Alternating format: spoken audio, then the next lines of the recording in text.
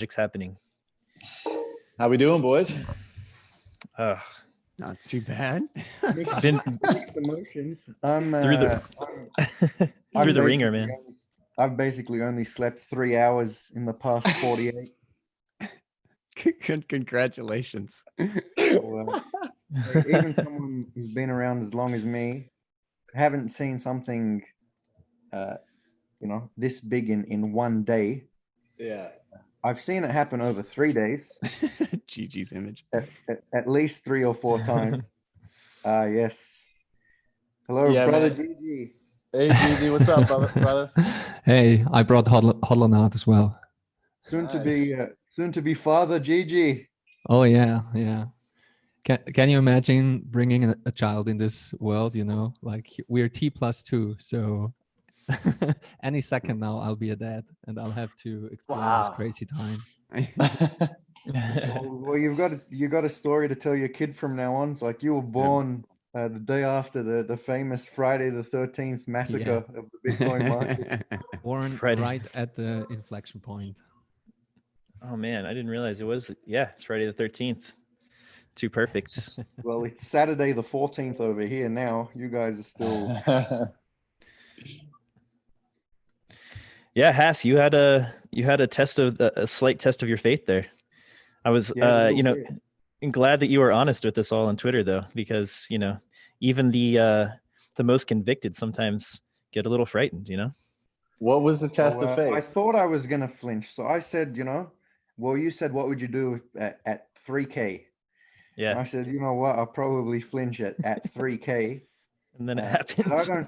But I don't consider $3,999 3K.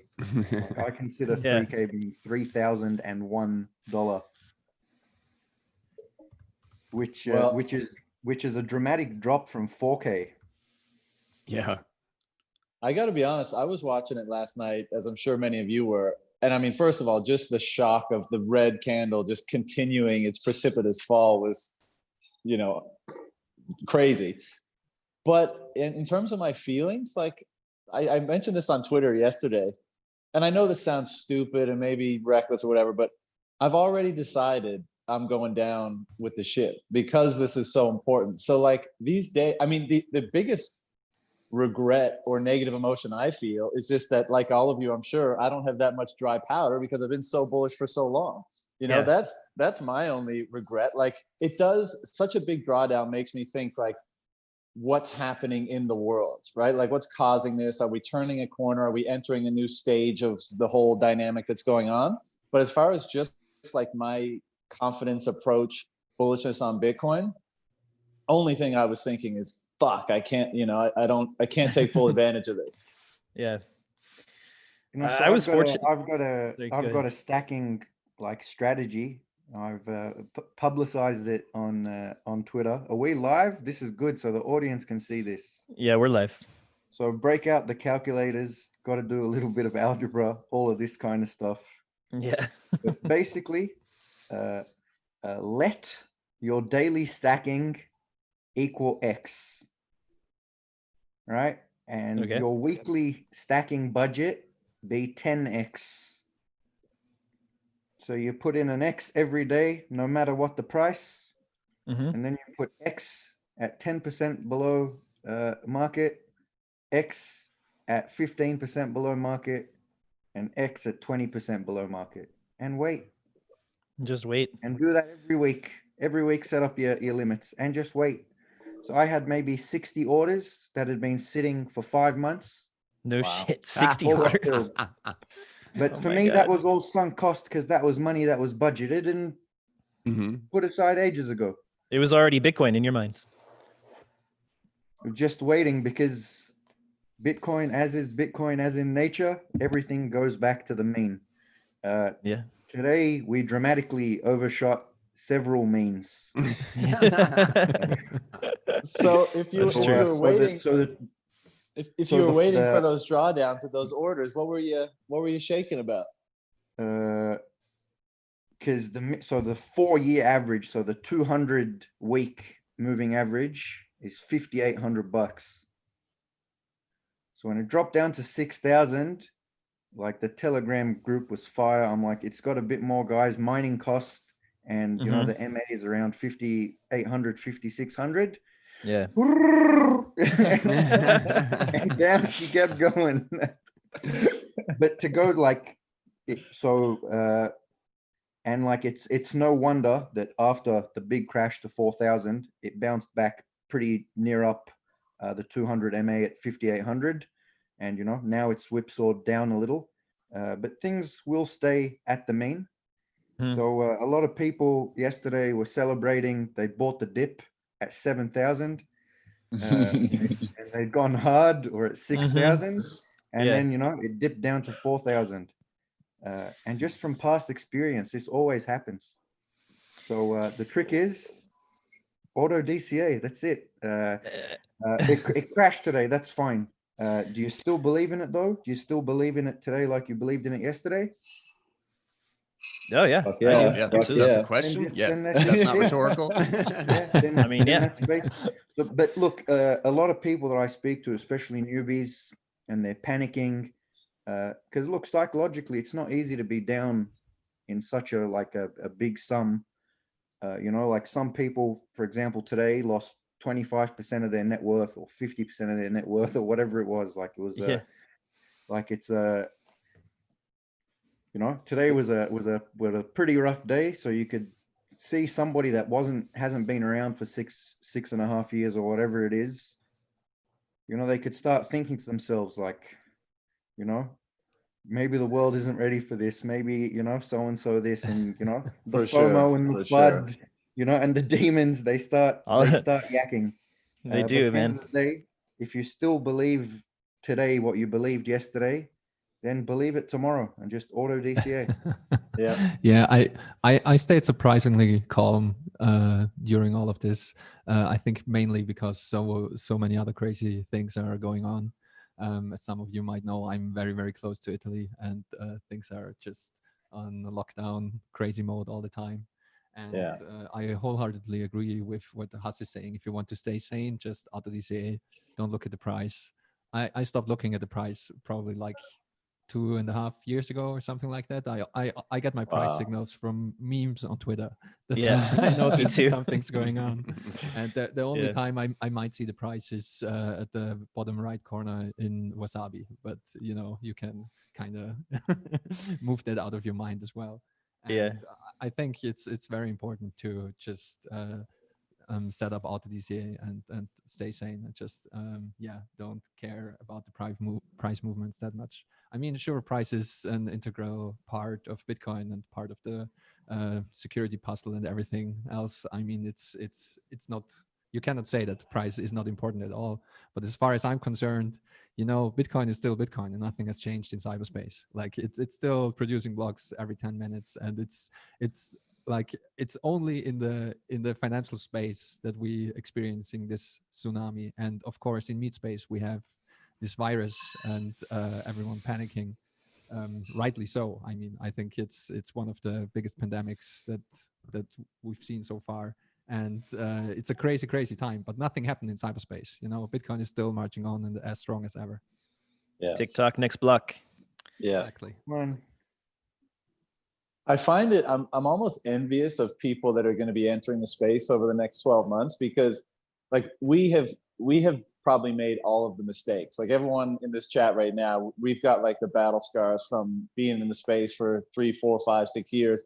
And like we've made all the mistakes, lost money, went through the emotional roller coasters, all of it. And if someone that enters today will just take the advice and say, look, get educated, and as a result of doing that, develop your conviction, understand what this is, understand what it could be, and just auto DCA, and don't make it a big, you know, part of your life. It's just running in the background. You have that, you know, you're accumulating, you have that kind of Zen perspective, and it doesn't have to be this crazy thing that you're obsessed with all the time. It's just, it's your bet on the future, and let it happen. And whatever it does, you don't need to worry too much about it. I'm like, damn, fuck. Like, I kind of wish that was my approach from the beginning, but I made all the silly mistakes, you know, from, that I'm sure many of us made in earlier times. Yeah. There's a lot and more to be Vallis- obsessed about, right? Like a lot more to be obsessed about. That's not just the price. Once you move past the price obsession, then you can just get like obsessed by all the intellectual stimulation that Bitcoin's about to drop on your ass.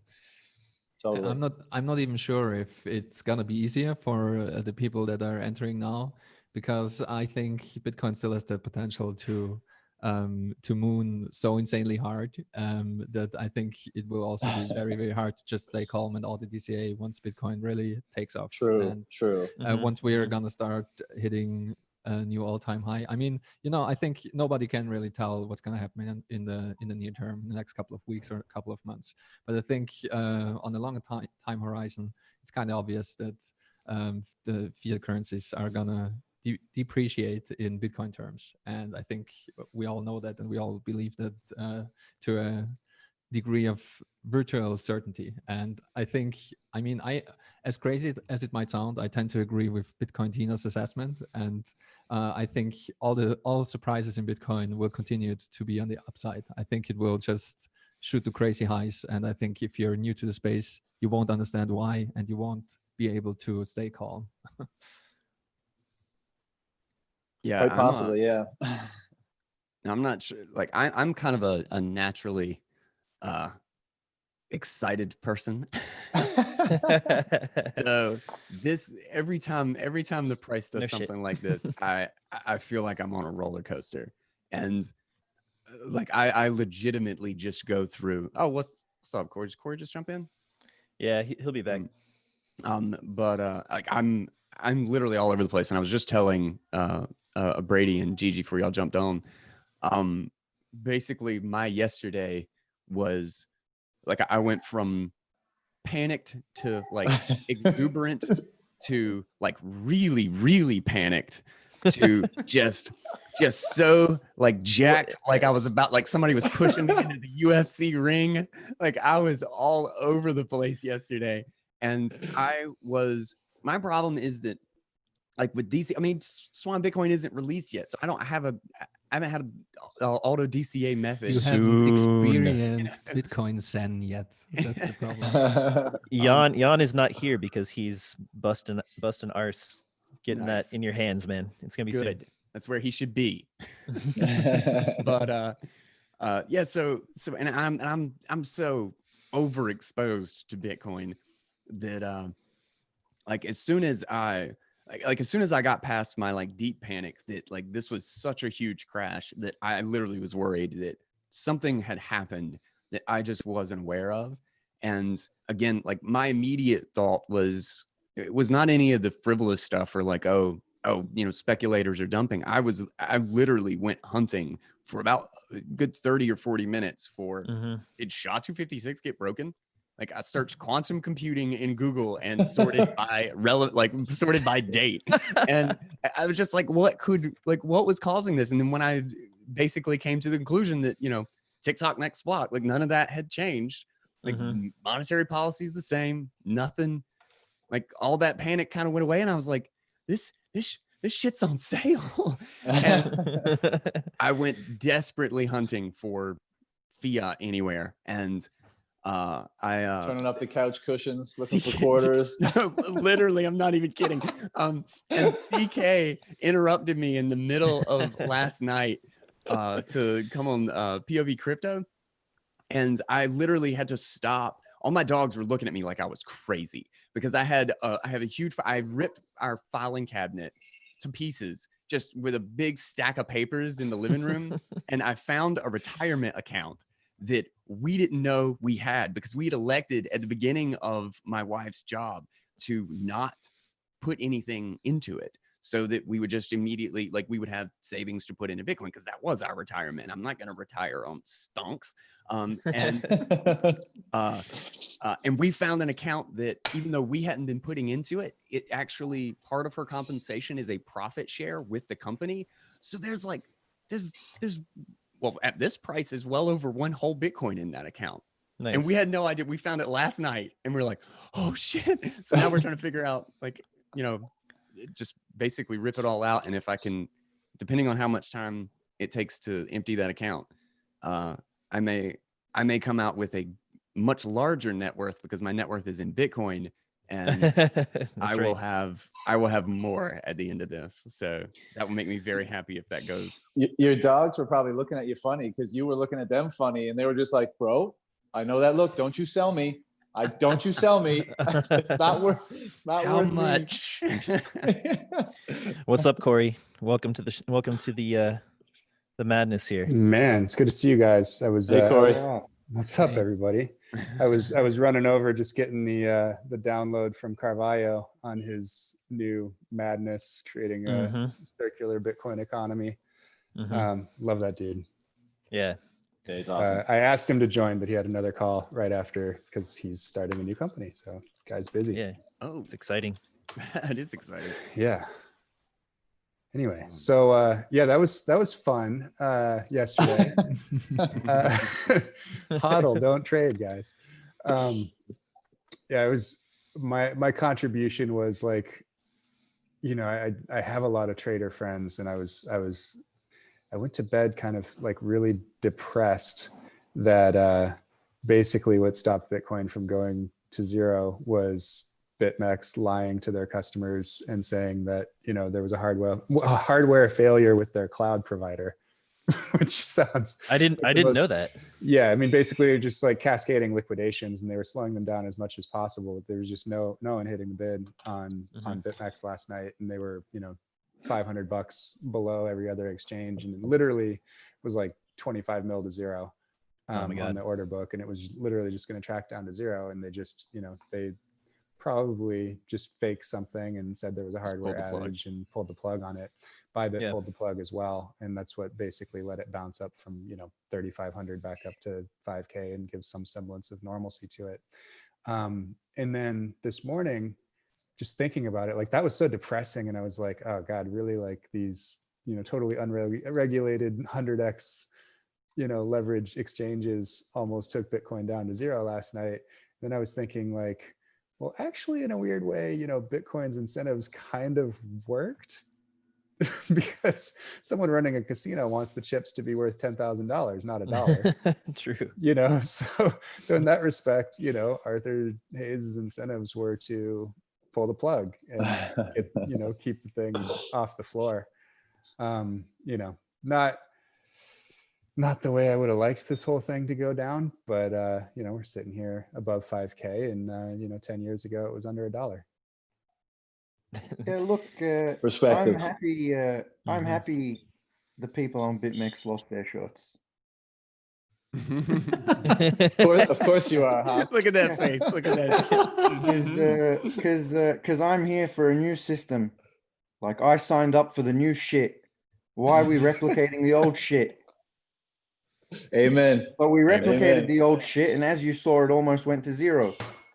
So if people can just curb their 100x desires and get away, you know, to the scarce, non-inflationary, non-debt-based, natural way, maybe we could have a little bit more credibility.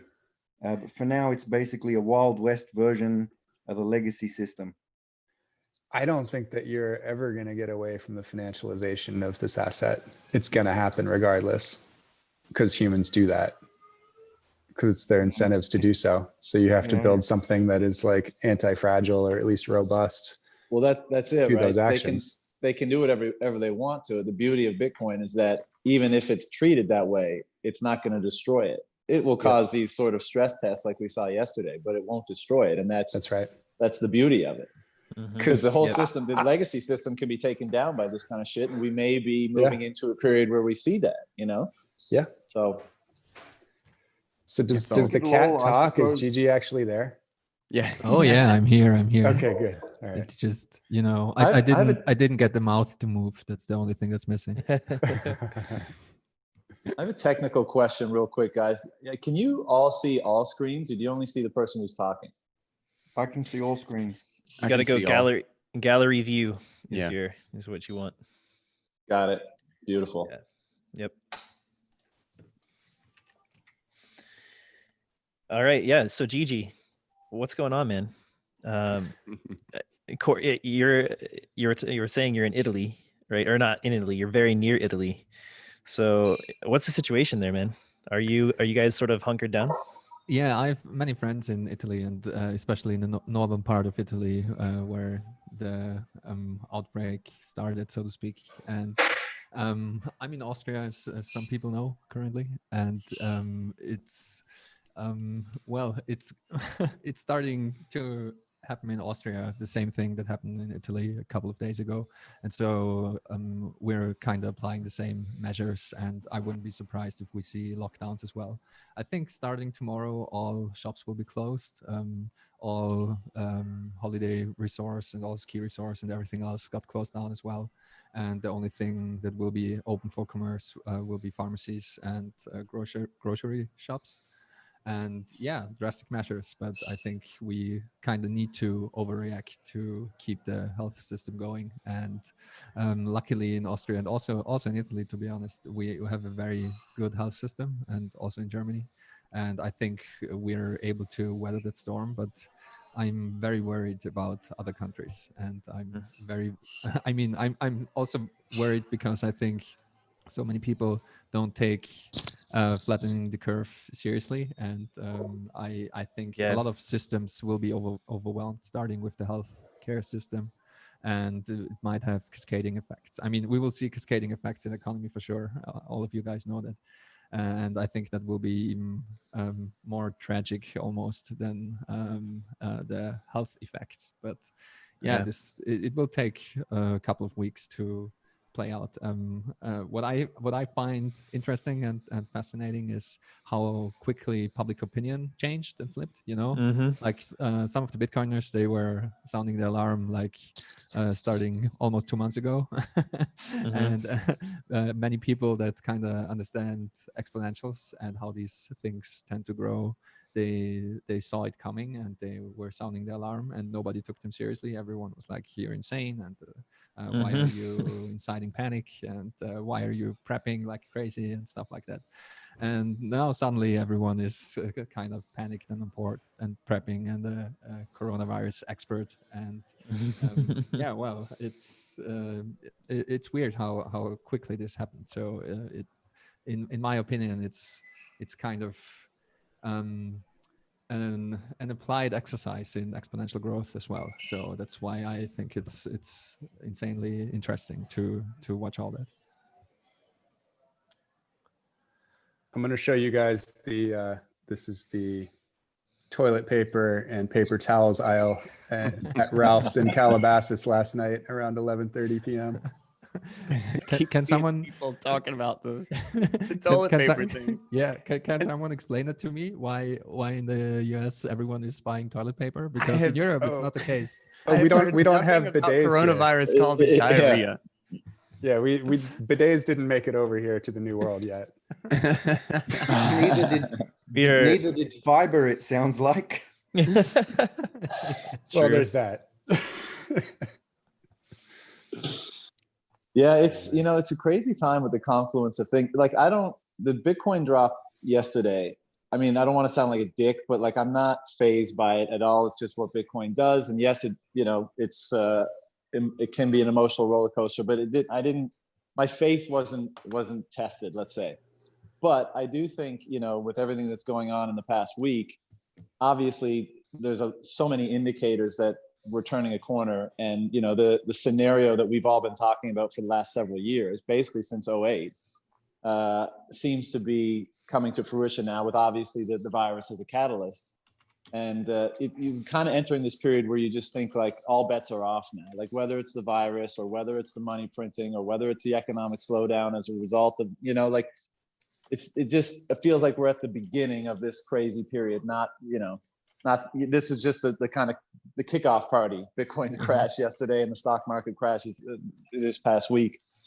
So it's definitely uncertain times and uncharted territory. And, hopefully everyone's just been preparing, as we've been talking about this over the last decade. Hopefully people have been, at least to some degree, making plans and preparations for, contingencies that may or may not come to pass, but allowing yourself to have some degree of peace of mind as a result of having put things in place that at least will mitigate your personal and your family's downside to, the uncertainty that's coming.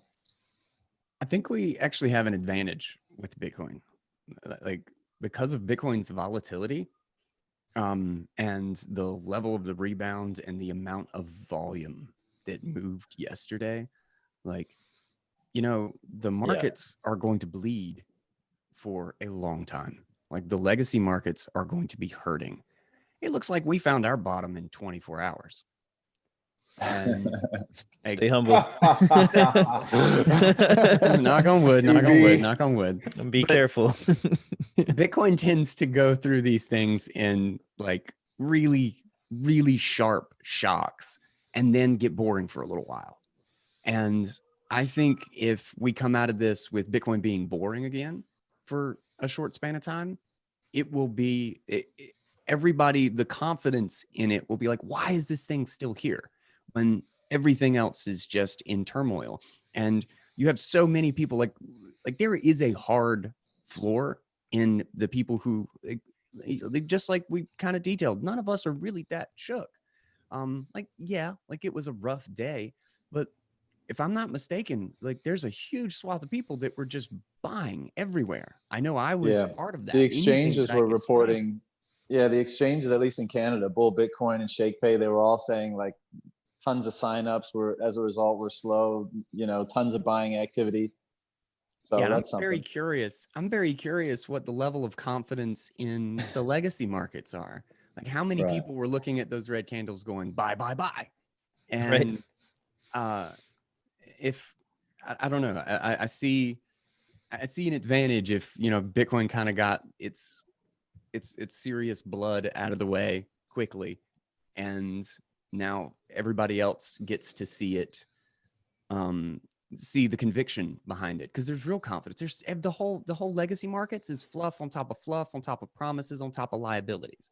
It's all a confidence game, and that's why Tom Hanks get the coronavirus, and that's what takes takes the next 10% out. Like everybody's aware that I think there's this general sentiment that there's nothing real underlying this thing. I mean, there's not even been any good earnings reports for years. All the stocks have just gone back up or have been going up on buybacks. And if all that confidence is gone, that trust is going to get destroyed, and it's not going to just come back because the price recovered for a little while. Because they, dumped $2 trillion into it this week to prop it up. So what is going on? Like, what's the central bank doing? What's the Fed doing? I haven't really checked out the news today. What is the response from the government? I haven't confirmed, but from conversations and, the crew dropping things that they have seen or heard, is that there's all kinds of stuff on the table right now. Forgiving debts in certain places. Apparently there was mention of having emergency tax like refund stuff. The Fed has announced a $1.5 trillion injection into the repo market, and 500 billion of it I think went yesterday, and there was like a green candle for like 20 minutes, and then it was gone.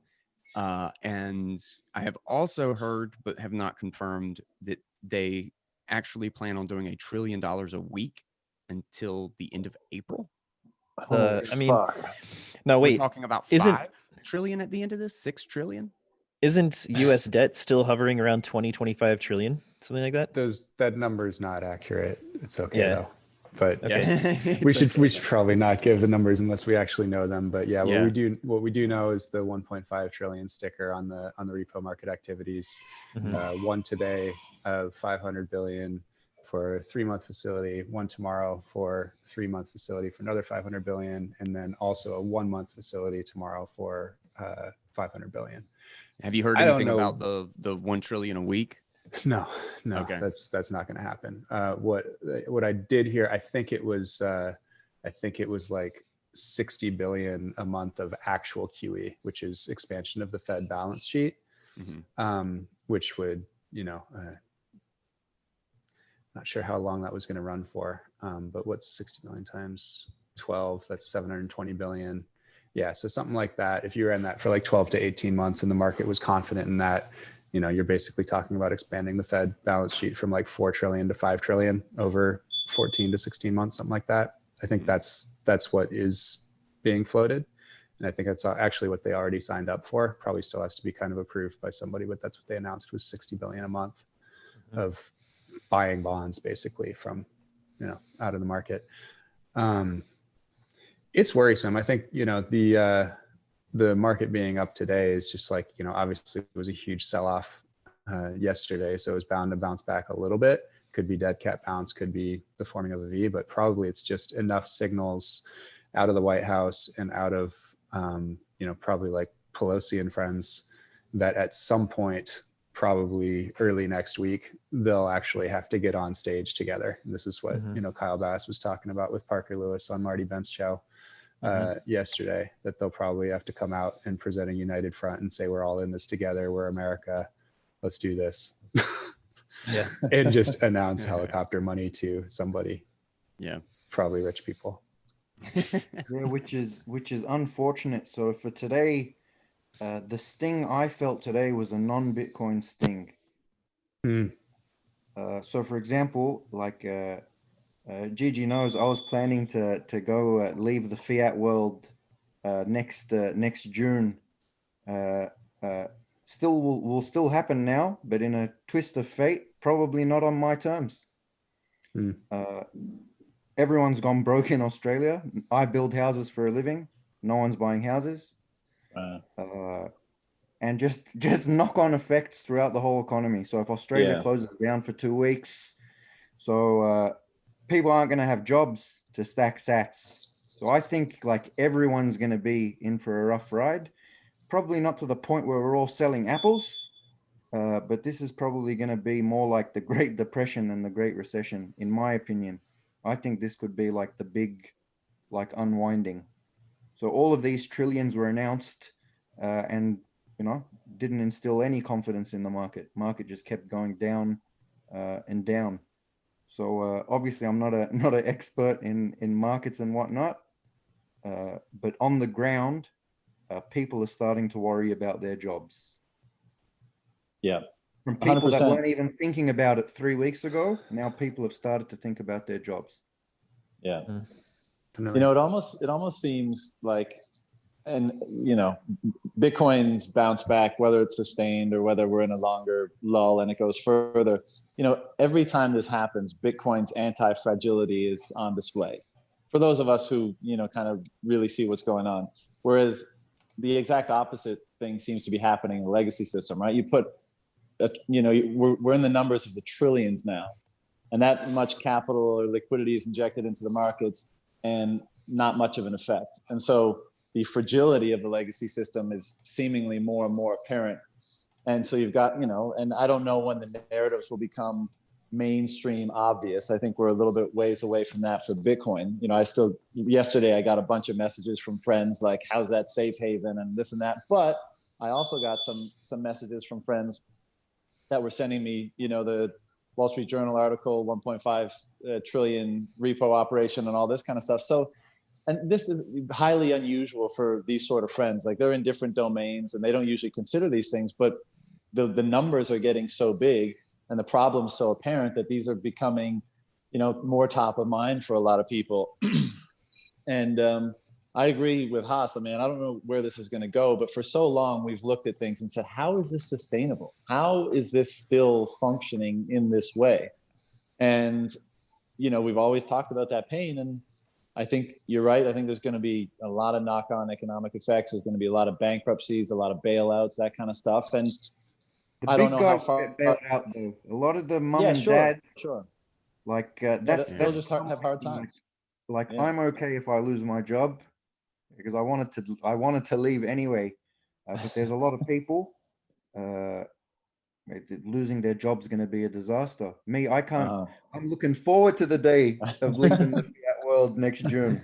But for a lot of people, this is ruining. Like if if they make us sit at home for 2 weeks, Australia has like 3 million casual staff. That's 2 weeks, no pay. Yeah. Like these people have to pay rent. So yeah, like it's surreal. It's somewhat surreal market, for sure. I think people just don't give a shit about the bankers and what's happening with their shares because they don't have shares anyway. Yeah. So it's going to be very, very interesting to see just what happens on the ground versus what's happening, on Wall Street. What's your sense, Cory? How do you think this plays out? Is this the beginning of the big everything bubble popping? I mean, I'm always just about like protect your downside and be robust to things like that. So, I think it definitely could be. And I don't know if it's, I guess if I had to put a number on it, I think we'll see 15,000 in the Dow, which is kind of the headline number here in the States. So that's another 33% down from here or something, and would be almost 50% down from the peak. And I think that's without anything else going horribly wrong. Yeah. So that's the good number. Yeah, that's the good number, and so I don't know. I mean, I don't care as much about the financial markets because it affects so few people as I do about sort of like the, we're still in this phase right now where certain people in certain communities in certain states in the US don't have their S together to the point where they're going to be able to flatten out that curve enough to have the capacity in the hospital system. That said, I think because because the world runs on a dollar system and everybody's short dollars, like we can just print money and pay for it. And a lot of people want to do favors for the big guy. So you'll see people just kind of coming out of the woodwork. And, I saw Jack Ma sending like 1 million masks and 500,000 testing kits. I think you'll see a lot more of that. And, Roche out of Germany will do whatever they have to get as many of these high-speed testing kits over to the US as possible. So, that's capital attracts capital, and the US attracts help. The global system doesn't want the US to go down. And so I think, we're kind of raising our hand now and saying like, yeah, we don't quite have our shit together.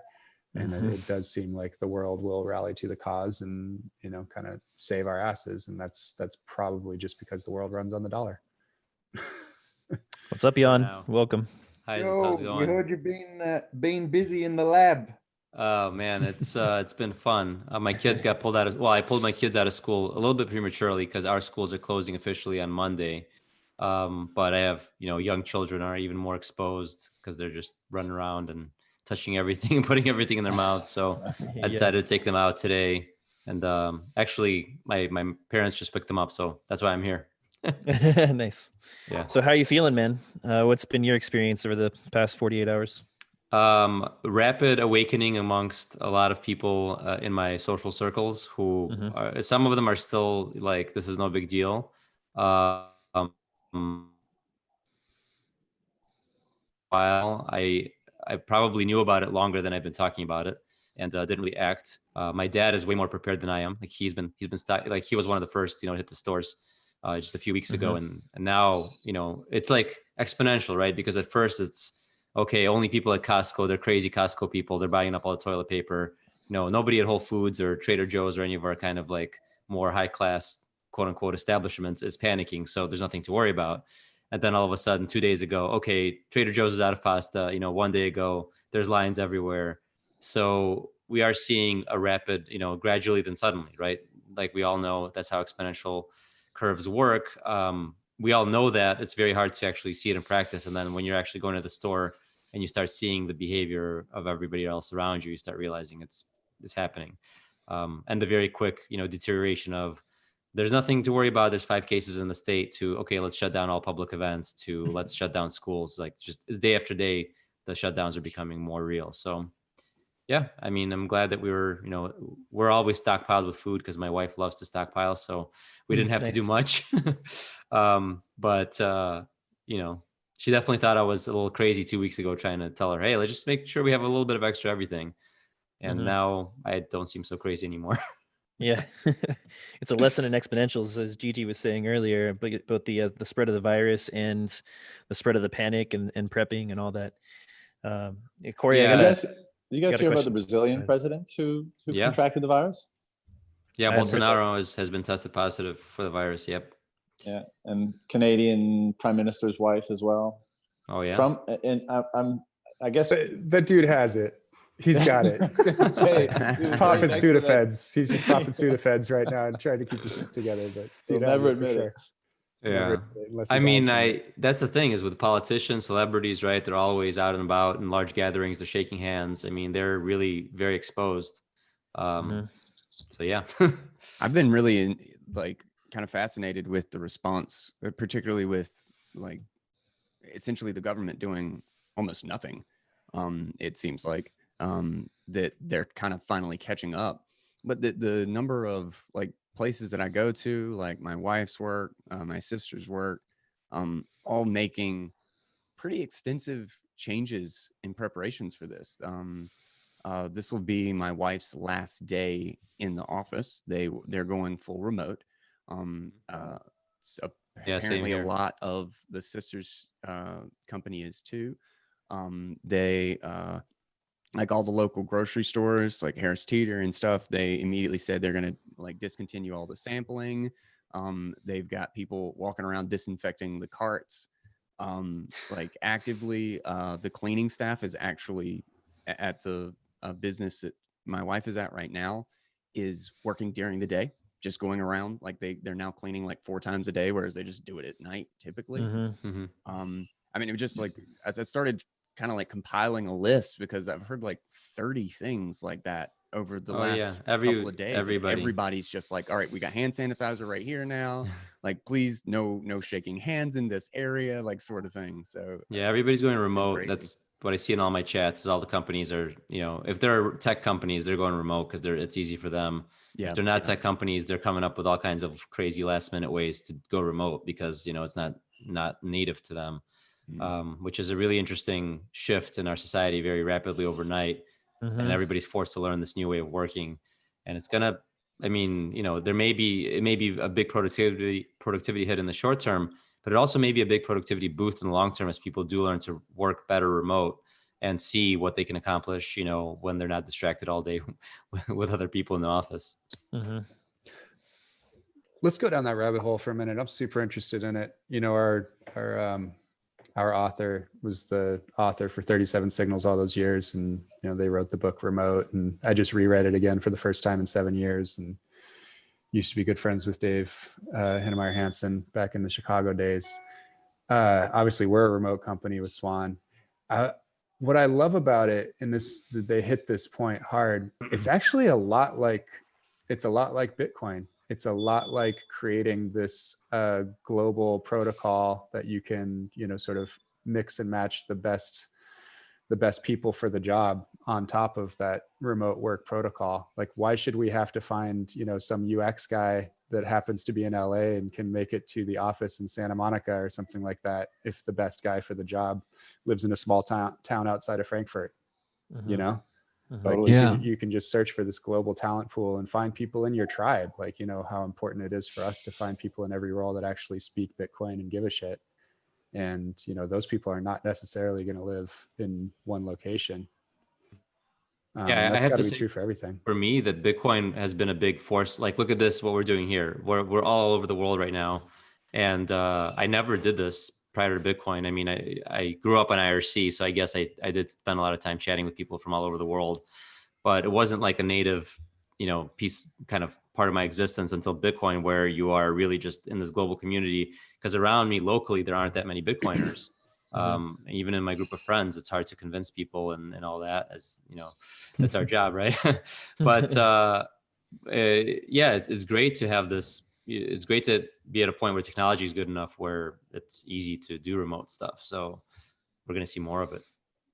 Makes me think of how well attended these VR meetups are right out of the gate. And, I spent a lot of time doing the VR thing like 3-4 years ago, and they were just very sparsely attended gatherings. You might get like 20 people to show up for like a stand-up comedy set or something like that. And these VR meetups have already like 100 something people. I wonder if Bitcoin is like the best motivator for technology since porn. It's weird because VR has been a thing for really like over 20 years. I actually remember getting a book on VR when I was a kid in high school in like the 90s. I got a book about like VR programming and like all this. And, it failed to take off so many times. The technology is not, it's not really advanced that much. Sure, we have headsets, but, we had clumsy ways of doing that for like 20 years. and it's just not been the critical mass hasn't been there for the adoption, I think. So it's interesting to see if this is the actual time that it takes because of all this that's going on with Bitcoin, with Corona, and all these other, forces coming together that might actually create the impetus for people to really get on board with this stuff. Yeah, you ban events of gatherings of 1,000 or more, 500 or more, then the only other option if you want to actually get together, I guess, is, I mean, obviously we can meet together in a big Zoom meeting or something, but it's a lot more real in VR. Yeah. It's interesting. There's a lot of, I think, changes that will come from this, just from so much of the barrier to change is just in that initial hump of like, all right, let's just sit down and do it. Like, let's just try this thing. Just routine, right? Yeah, it's routine. It's like not having to change my workflow of my day, of what I'm used to, what I'm interacting with. And this is one of those things that, like, for pressures that are building all over the place, I'm deeply curious to see what happens to education coming out of this. If people are going home and learning online, like the higher education, like whole universities are apparently announcing evacuations. They're just sending everybody home, and then courses are going to be online. And I'm like after they do that for a couple of weeks, why would they go back when they're paying 100x the cost to be there, when they could pay 1/100th of it and just go to a different website and learn the exact same thing? Like, I'm very curious how many people will go. It's just like a micro example of it is when I finally got into podcasting. It was like this foreign thing to me. And then one day I just opened up the podcasting app because I didn't have some other thing to consume my time with, and then found one thing that I liked. And after that, it was just like, why would anybody do anything other than listen to podcasts? Like, I was just drowned in podcasts, and I was like, there's this massive industry that I'm just not aware of. And I feel like that's kind of a microcosm of what we could see with a huge swath of people in education, a huge swath of people in work, like, just like you say, remote work.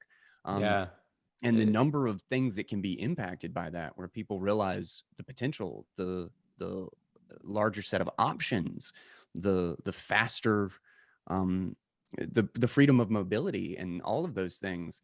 They'll just wonder, why would I go back? Why don't I just keep looking for these options? And the employers will have to adjust to make those options available to them. I think this is where all the work is. My wife's actually a high school teacher, so this is going to be a very interesting situation for them. What's happening now, today is their last day of school. On Monday, the teachers are coming in, the students are not, and the teachers are going to learn how to remote teach. So they're going to that and off from school like on an early spring break for 2 weeks, and then 2 weeks from now they're supposed to start remote classes. So all of these teachers who have never done remote teaching before are going to start remote teaching high school.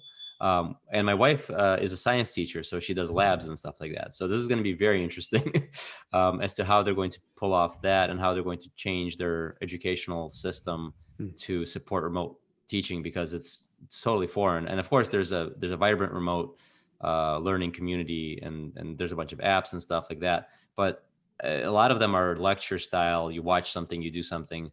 How do you actually get people to do things like labs, experiments, interactive things? Because honestly, modern school it's not like when we used to go to school and there was a lot of just like regurgitation. Now there's a lot of back and forth. There's a lot of inquiry. There's a lot of hands-on experiments and stuff like that. So we'll have to see how that gets translated to the online experience. It'll be interesting to watch. Yeah, definitely. Gigi, I think I heard you trying to chime in. Yeah. I think what we have to think about is also that it will always be different. It's just like working remotely. It's just different than working in an office. Some things are way more effective if you just bring 2 or 3 people together and discuss something very quickly. And other things are way more effective if done remotely. And if you have a new pitch or a new idea, for example, write it out, think it through, and pitch it remotely as well. And I think the same we are seeing right now also with having Zoom meetings and having VR meetings, for example. In VR, I attended the last 3 and I helped Udi a little bit with the organization. And it's just absolutely fascinating how organically VR meetings evolve, because it's not like in a Zoom call where everyone can hear everyone. like small groups will form organically, and you will discuss prepping on the one end of the island, and you will discuss stacking sets on the other side of the island, and some people will just do goofy shit and run around and drive a boat or something. That's awesome. You know, so do you only have hear the people boating that are like accidents. in your physical vicinity? Is that how it works? Exactly. And it's also cool. it's also like if you have an actual VR setup, because you can also join just by having a PC. But if you have an actual VR set, then it's very effective to have small movements in the hands, for example, if when you explain something. And we had a VR lecture, for example, and Waxwing talked about coin joins, and he was actually standing in front of the class in a virtual classroom, and he had a presentation like with a beamer and a laser pointer and everything. Wow. And he had a virtual microphone he had to talk into so that everyone could hear him. It was Okay, really goofy. I need to weird. go get an Oculus right now. It's awesome. So I'm still behind on that. We all need one. And you know, there are Quest so many is on benefits. backlog. There are just so many benefits. Like there are benefits to working in an office as well, but there are benefits with having a remote team as well. For example, I mean, people can work 24/7 all the time, and if you have people all around the globe, you could have a testing team in Australia and have the development team in Europe, or you can have two teams and you can just rotate nightly builds and test them all the time. So there are so many benefits that you don't have in a normal office. And I think with VR it's the same thing. There are some people that don't go to conferences because they want to stay anonymous, and they care about their OPSEC, and maybe they're introverts and they don't want to fly around and expose themselves to weird viruses, for example. I mean, that's the big joke right now. And there are so many benefits. And what I'm trying to say is it's just different. It's different. It's not necessarily better or worse. It's just very different. And I think we will see the same thing with homeschooling and teaching remotely. It's very different. And there are a lot of benefits. If you are self-motivated, you can learn at your own pace, and you can learn way quicker and can reach a way higher ceiling than if you just go to school. But if you're not very self-motivated, then school, I think, is way better for you than staying at home and trying to learn on your own with online resources, because you just won't get anything done. So I think, we'll see what happens. Yeah, it's tough with small kids. I have some small kids, and I'm working also, or trying to work while also trying to take care of them, and being creative with how to give them activities that are both educational, but also so that I'm not having to be involved. I've been a big fan of Osmo. For those of you who have kids, I highly recommend it. It's awesome. It's like an iPad attachment you put on, and it actually lets them do stuff with their hands. And then the iPad watches what they're doing, and they give them feedback. So they're doing like math and reading and learning to code even. There's like a game where they get to, show a character what kind of steps to take. And they're doing all that with their hands. And then the iPad's like giving them feedback, showing them how the character's moving around. It's been awesome. And, they can entertain themselves for an hour on that thing. Get some amount of knowledge. I get a little bit of work done. So I've really enjoyed that. I'm hoping there'll be more products like that coming soon that will really help kids engage.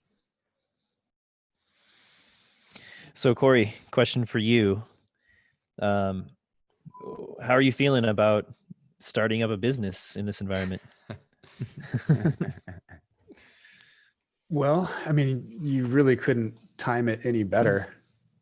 I mean, if you think about it, right? Like, starting from such a low cost basis, when we show charts of people that start stacking on March 25th, and you look back, 6 months from that, a year after that, something like that, it's going to look really good. I think it's going to help recruit a lot of people. From like a competitive standpoint, Bitcoin going in the tank and looking shaky as it did yesterday is going to stop a bunch of, VC funding for competitors from happening. And, we're already out of the gate. So, in that respect, it's a great thing for us, actually.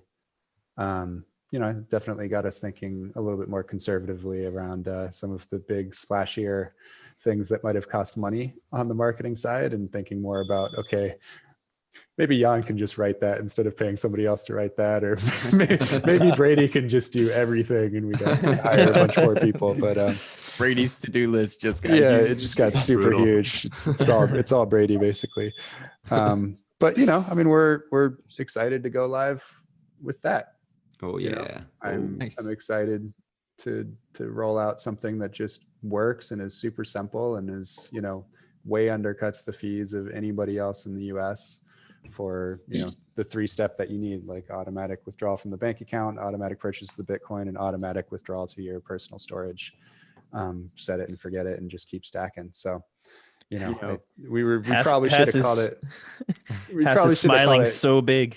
Yeah. I'll say one We thing. just need to get it. We I need to can get to even see Australia. it. I can even see it through the beard. I think I'm going to have to get out of here, but I just wanted to say that we can at least all be very thankful that Coinbase finally implemented batching. Oh my god! Did I they? saw that. I thought yeah. it was a joke. I thought it was a joke for a second. I was just like, "Are you serious?" 2 years, 3 years later. Good. Yeah, They're stepping up their I've game. probably got to head off with Guy as well because it's literally 5 a.m.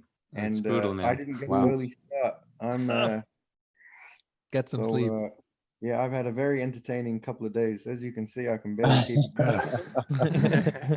it. Still, definitely for it was joining. worth it. Worth hanging out with you guys.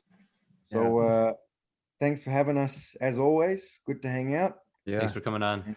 Guy, I'll see you in 15 minutes, I think. Yep. I got a couple things to do, but we will be chatting in just a minute. All right. All right. Take care, guys. Bye, guys. See you Good night. guys. Good night. See ya. Okay. And then there were 5. On to 5. John, are you in still in Thailand right now? No, I'm in Guelph, Ontario, Canada right now. Oh, nice. Yeah. Cool. My family has a pizza restaurant up here, and so I'm just up here helping out with a few things right now. Aiming to be back in Thailand in June, but we'll see how everything plays out. I mean, hopefully it's just it means cheap plane tickets, because Thailand actually, I mean, reporting is obviously the big unknown in this whole thing, and emerging markets like Thailand probably under-report. And I suspect that, they're so heavily reliant on tourism that the government probably is intentionally under-reporting. But thus far, I think they've had 1 death and under 100 cases, something like that, for a population of over 60, 70 million. So, Nice. seems like a pretty good place to be, but my girlfriend is just telling me that there's nothing going on, no tourist activity. There's nobody around. So Is that where the monkey video came from? You see that crazy monkey video? I saw, yeah. I think that was in Thailand, right? Bangkok. Was it Bangkok? Definitely in Thailand. Definitely in Thailand. But yeah, I mean, so the story goes. I don't know about monkey sociology, but they apparently there's not, tourists aren't giving them food as much as they typically do, and they get these monkey gangs formed, and they fought over garbage or scraps or whatever they were fighting over. And also because the places are empty, the squares are empty, so they're just rushing the square to get the food. Yeah. I remember those. Nobody's unaffected. Yeah, it's interesting. That's crazy. Yeah, I mean the knock-on effect. I mean, so my family's in the restaurant business, and I feel like Canada's like a week, maybe 2 weeks behind the US and other places where it's kicked off a little bit earlier. But it's starting now. I mean, I was at the gym this morning, and nobody's touching each other, and everyone's making jokes about toilet paper and all the rest of it. And the restaurants are going to get creamed. Anything in hospitality, hotels, flights, restaurants, they're just going to get creamed. Because I'm people trying to figure out what kind of gym you go to where people usually touch each other. High five, Cory. Oh, okay. So there's no high fives. Got it. We motivate each other. Yeah, bro, it's like in those gains, right? It's actually an Orange Theory. So when you go in, they're all like, "Hey, high five, welcome to the class." Got it. Yeah. Wow. But yeah, no, it's gonna be it's gonna be devastating. So the thing that gives me a certain degree of hope about it is that I have a lot of friends in China, and they're reporting on the ground that things have settled down dramatically and life is returning to normal. Now, when China decides to do something, they go full blast, right? So everyone was physically locked into their apartment buildings and quarantine, and they were spraying the streets with armies of hazmat suit guys. But it seems like there and in South Korea and Japan, things are starting to get under control, as far as I know. So that's encouraging. I think that's really interesting. I was just thinking about that in terms of the response from a very top-down authoritarian type of regime versus a very liberal regime where Congress has to debate, will we do this or will we do that? People need to gather support from the public to do anything. versus like, no, you guys are staying inside. I'm going to spray the shit out of everything. Like that's China totally just different. solders We're never going to be able to do that your in door America. shut. Yeah. Was that real? I saw videos of that. Is that confirmed on the ground at all, or what?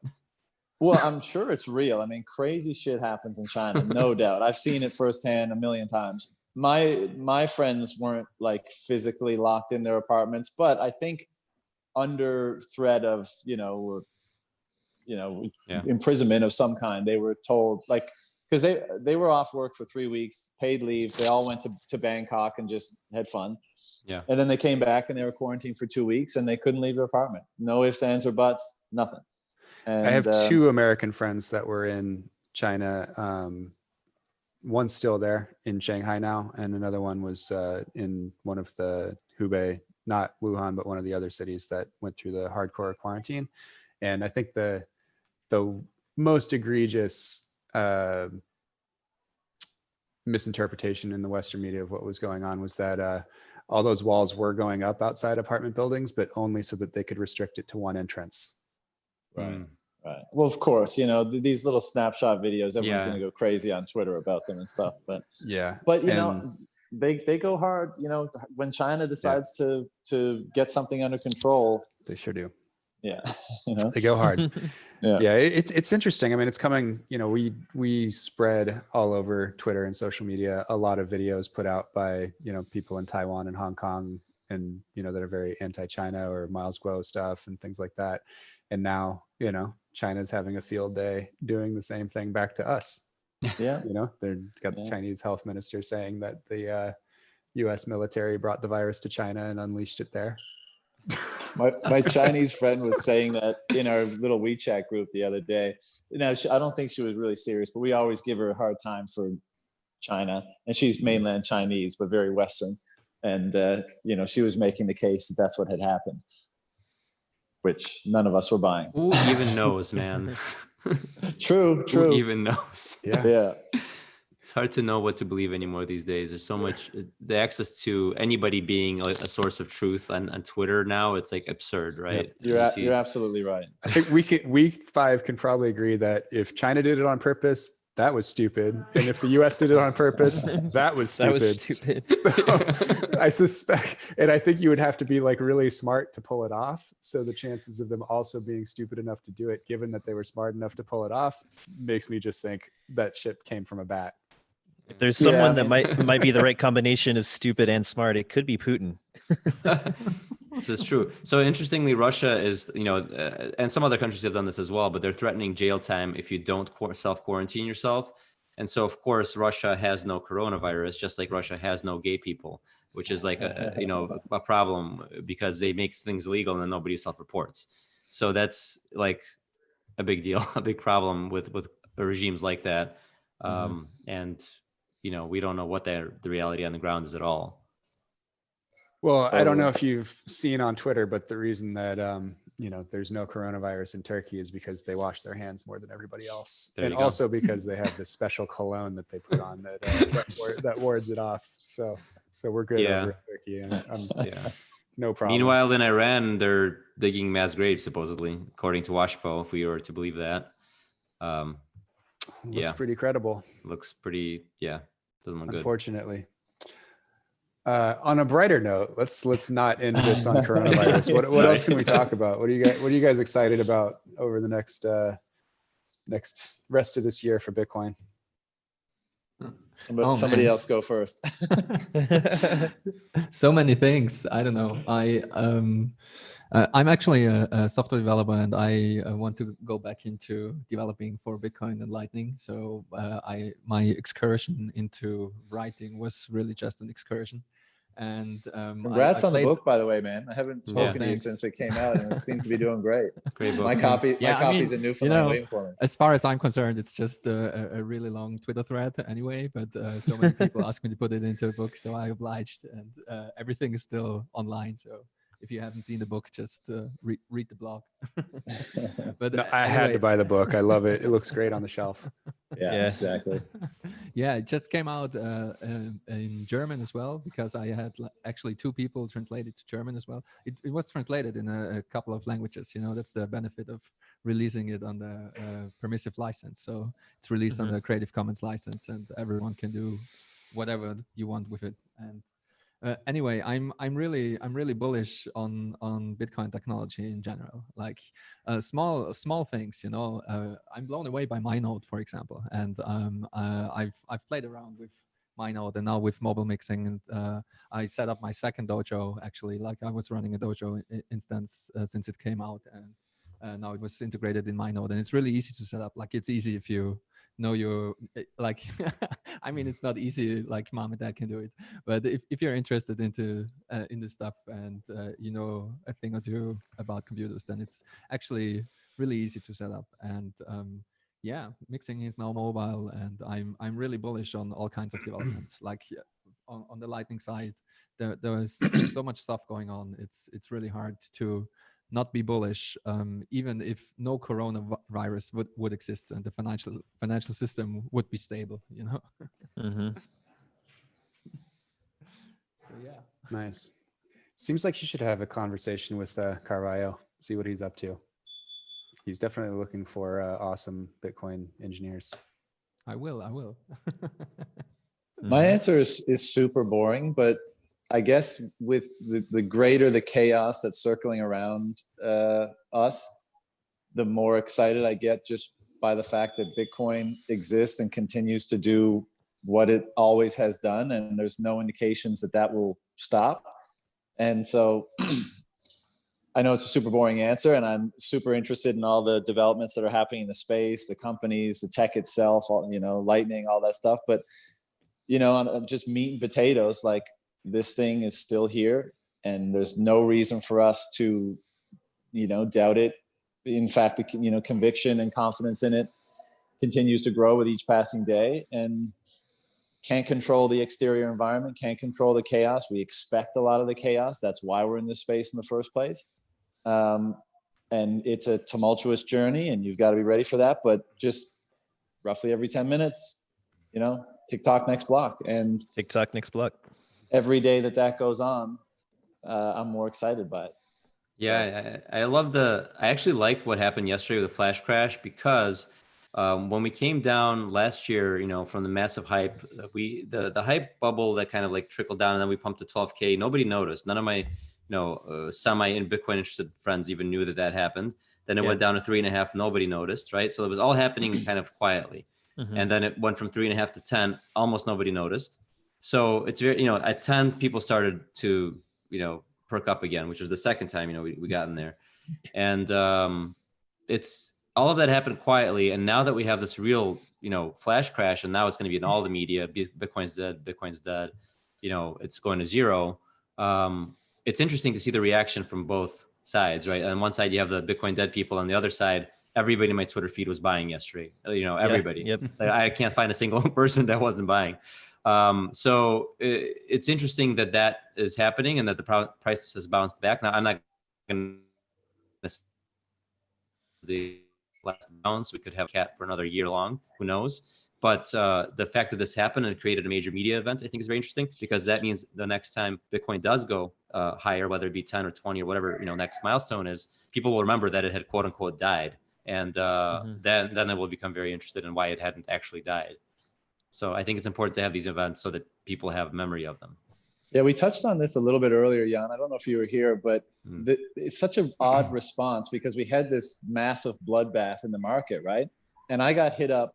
A couple of friends were the snarky, you know, how's your store value doing sort of thing. Yep. But more than ever, I got, you know, a number of messages from people that have never really expressed interest in this. I might have laid the spiel on them once or twice, right? But they've never really been receptive.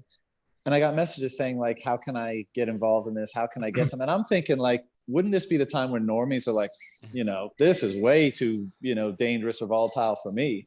But for whatever reason, this time the response was different, and they were all just like, is now a good time? So it makes me think it was running in the back of the mind. You know, this thing has quote unquote died and come back to life several times. So every time that happens, the likelihood of it really dying is less and less. And I guess they were just thinking, I don't know what they were thinking. I mean, maybe they're more mature than me, because they're like, oh, this is the opportunity. This is the time. Yeah, I had the same. It's interesting. I had a few people reach out who had been, I had been talking about Bitcoin obviously for years in my group of friends, and there were people who were hesitant to buy for a long time. And, I noted, hey, it's on sale big time, $4,000, whatever it was yesterday, 4 or 5. And I said, look, this is a massive crash, and people were interested in it. And people are like, okay, how do I buy? How do I buy? A few people had bought, in the past couple of weeks as the price was already relatively low. But definitely more people started thinking of it as a sale. And I think that has to do with the overall market. It's the overall market for sure. Because they're seeing like, okay, this is a massive crash, but wait a minute, Bitcoin's like, yes, it crashed, but it's also behaving very differently because it just went up 50% off of the bottom of that crash. So it's not exactly a crash per se, is it? Not in the same way as, the market overall is doing. And it's also because the narrative from the last 10 years is that it is a hedge to when markets crash, and so you're going to look to it. They may not have been watching the Bitcoin price over the last few months, but then stock market crashes, and then in the back of their head they're like, oh, there was that Bitcoin thing, which is like what I was supposed to do when the market crashes, and then they come over and take a look at it. Yes, so I think that's the reaction of the people outside the space. The reaction of the people inside the space was, as you guys noted, like so encouraging, and just how quickly we kind of like just got over this.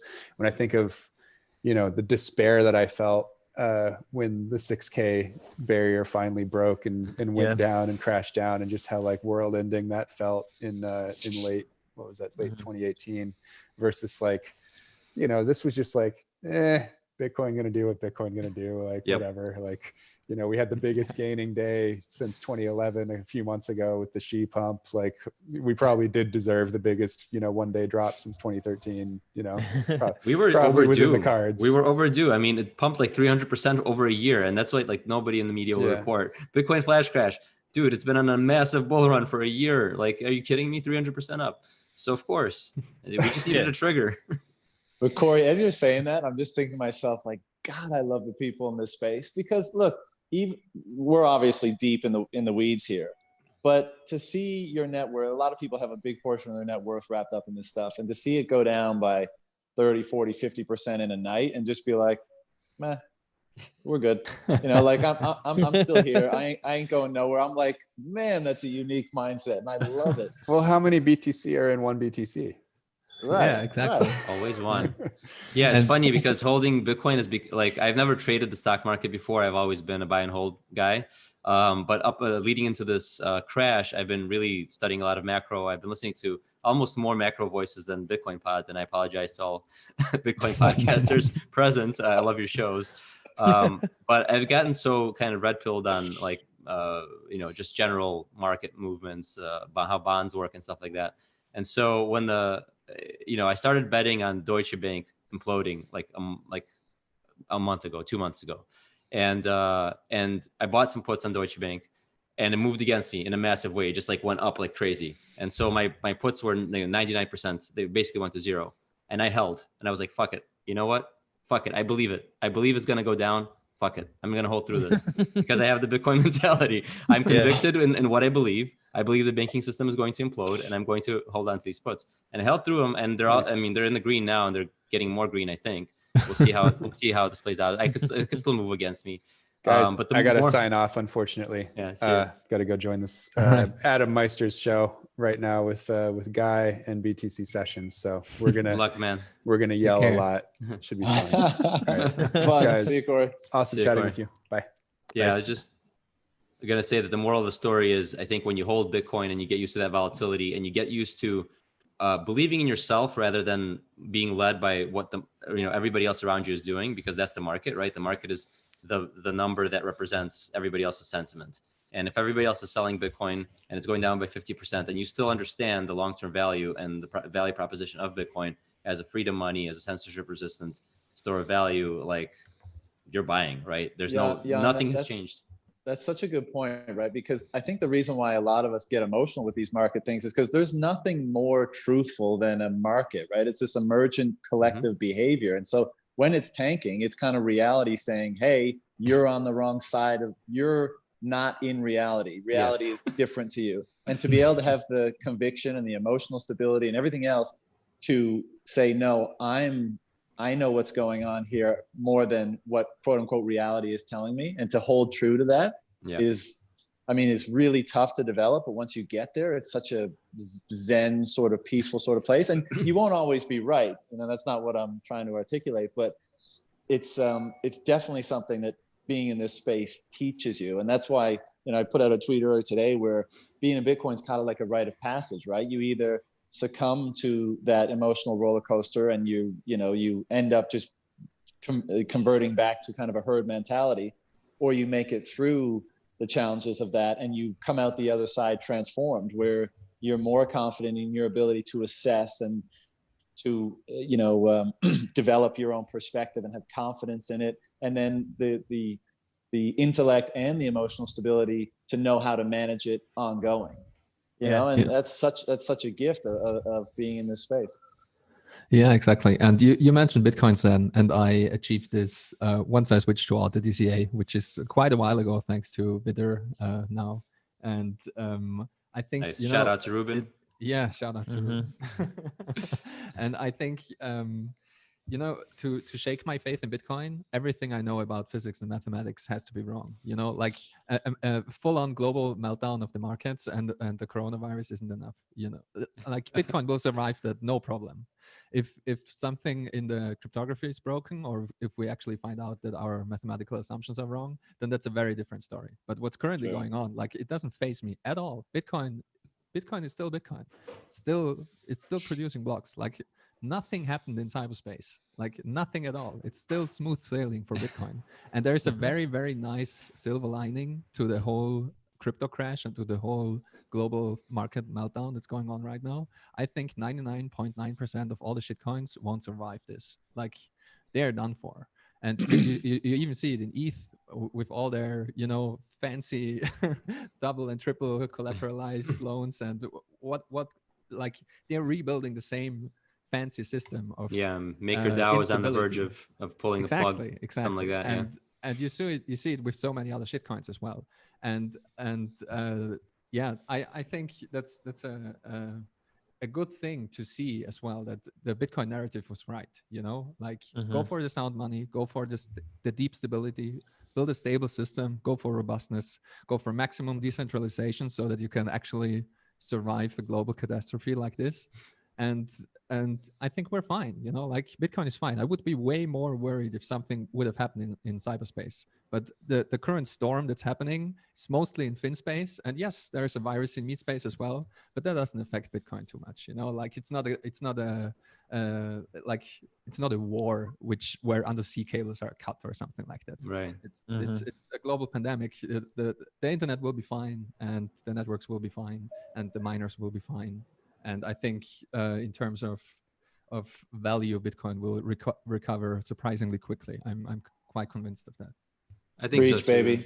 Yeah, I mean, as we get into the next, financial cycle, I don't know how long it takes to recover from this, but people are going to start to remember what happened and all the sort of, lies they were told, like the S&P only goes up, so don't worry, just buy that. There's no volatility. Always bet on low volatility. Story and how badly they were lied to, and they're going to start to say, okay, well, what exists outside of the system, and they're going to start to remember Bitcoin. It might take people time to come around to that, because just they're going to be scarred financially from what just happened, but 100%. they're going to come around. Gents, I got to take off. It's always such a pleasure to speak with you guys. Hopefully we can reconnect again sometime let's soon. do this again. Until that time, be well. Take care. See you, boys. Take care, man. Yeah, I was just gonna say the very last thing.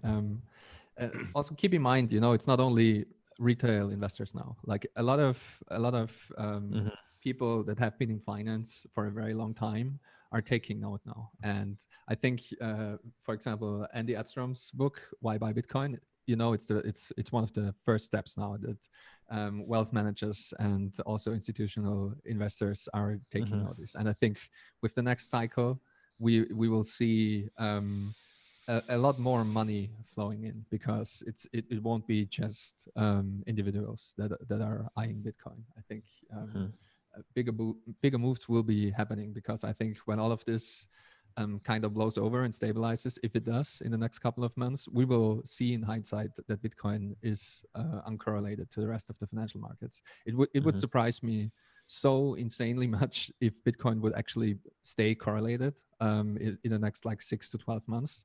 I'm quite convinced that it won't be. You know, like, I mean, this downturn was just a flight to liquidity. People kind of need to buy toilet paper and cans of food. And maybe it even wasn't, because if you think about like how much Bitcoin is actually, the majority of the Bitcoin is hoarded, as people are just sitting on cold storage. So there's very little float. And when this kind of event happens, it's very easy for somebody with a lot of money to push the price around. So I actually suspect that there's a lot of things that could be happening. It could just be whales. It could be miners that are bigger miners trying to push out, you know, if they push the price low enough, we'll get capitulation out of the inefficient miners, and that lets the bigger miners take more real estate in the next, in the next run when the halving happens, because they're all worried about that too. So I could definitely see people with significant means using this catastrophe to basically regain real estate that they need, you know, to be profitable in the long run. That could be happening. Yeah. I was so proud of my wife last night. I was telling her about, I said, I was like, Bitcoin went under $4,000. And she was like, wasn't it like $10,000 like a few weeks ago or something? Last time I told her about the price. And I was like, yeah. And she goes, wow, well, how can we scrape together some money to buy more? Like, nice. Yes. She's got that hodler mentality. So my wife's the same. Yeah. She's like, are we buying some? What's going on? Yeah. It's time to buy. Let's do it. And she just kind of instinctively gets that, you know, buy when there's blood in the streets mentality. It's awesome. She has no compunction, like no pause, like let's buy more. Yeah. Let's see how all of this plays out. I mean, it will be. I think Hans is right in those terms, that it will be painful for most, very painful for some, and I think we haven't. It only has started right now. Like the worst is yet to come, and I'm not worried about Bitcoin at all. Like it almost doesn't matter how low the price goes, but it will be interesting to see how the second and third order effects play out, both in regular systems like supply chains and also in the financial world.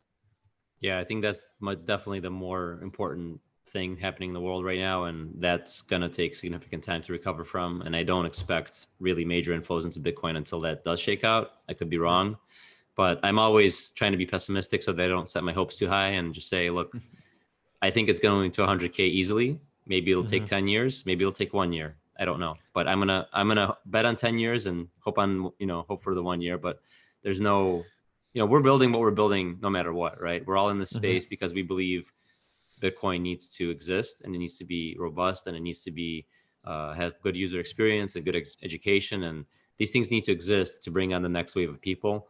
And you mentioned institutions, for example, and I agree they will be coming on board, but a lot of the reasons why they're not is because the infrastructure isn't there. They're not necessarily. I mean, there are good custody companies coming up now, but institutions, they want fidelity. They want a brand name that has that feature. That they can trust, that's been out for a while. They're not just going to do that on day one. So it's going to it's a Lindy thing. It's going to take time for these things to feel like they're comfortable and normal and trustworthy. So I think we just have to wait. Yeah, I agree. Long-term thinking, strong hands. Strong hands. Always. Channel Adam Meister. All right, guys, this was a lot of fun. We went for almost an hour and a half, over an hour and a half. That was fun. Nice. Still have 11 viewers. People are watching. Yeah. And we'll push this out. Shout out to the viewers. Yeah. Shout out. I never count the live viewers, because I'm also one of those guys. If I have the option to 2x through a bot, I will do it. I won't watch it. Yeah, I'm sure there will be a lot of people watching after the fact. So thank you guys for tuning in. This was a lot of fun. Swan Signal out. Peace. Take care, everyone.